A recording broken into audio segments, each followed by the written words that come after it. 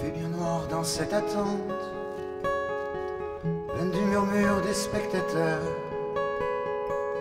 Dans les rideaux se fait une fente, ils sont nombreux, ça doit faire peur. Comme le calme avant la tempête, monte une étrange chaleur. Puis tout d'un coup jaillit la fête, avec ses musiques, ses couleurs.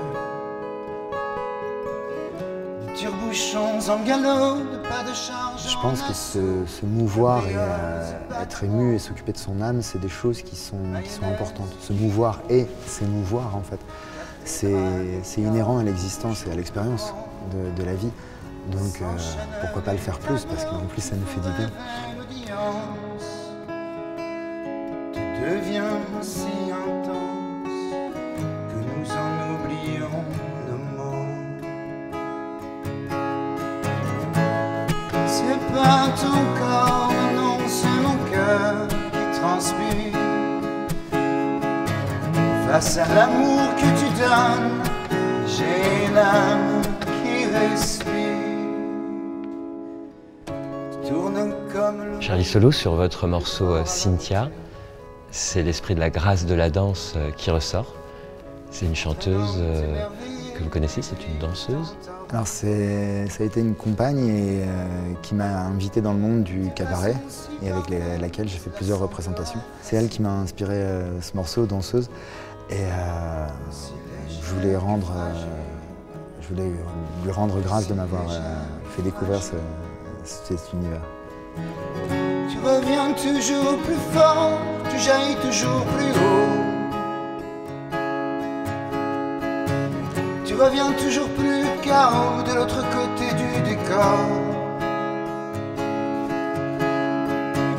Tu emportes mon souffle comme ton être dans les airs, enivrant de l'éther qui jamais n'était sourd. Quelles sont les émotions que vous exprimez à travers cette chanson et où l'avez-vous écrite? Comment est née son écriture? Par bribes, au fur et à mesure des représentations qu'on faisait dans le cabaret. Au début, j'avais couché plusieurs vers dans certains textes. À un moment, j'ai réalisé qu'en fait, tous ces vers, ils parlaient de Cynthia. Et donc, du coup, à partir de ça, j'ai commencé à les mettre petit à petit, bout à bout, à commencer à constituer un texte. Comme le temps que tu suspends quand tu danses. Ils étaient venus voir, tu leur offres de regarder. Perdus dans leurs envies, tu leur rends scène d'aimer. Même épuisé, jamais tu ne faillis au sourire. Comme un cri pris au pire. Qu'est-ce que vous éprouvez en jouant ici, dans cette église?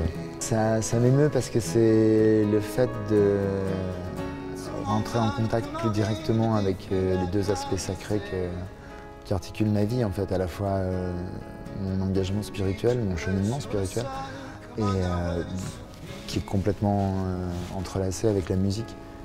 Et du coup, le faire ici, c'est comme si ça recentrait en fait plusieurs choses, quoi. Parce que je me sens toujours être un peu en train de prier quand je joue.